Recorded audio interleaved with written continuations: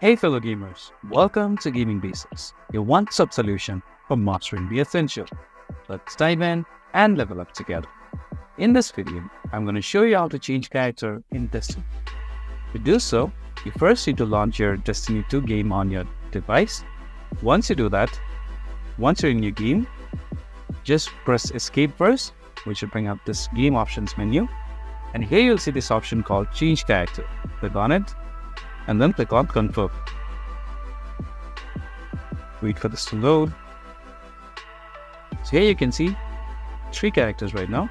So to change into another character, just click on any of the characters. Like let's say I want to play Hunter now. I'm going to click on Hunter and then it's going to change the character. If you found this video helpful, please give us a thumbs up. And if you have any questions for us, please feel free to mention us in the comment section down below. Also, don't forget to hit that subscribe button and ring the notification bell so you never miss out on our latest guides and tutorials. This has been your host Ace. Happy gaming!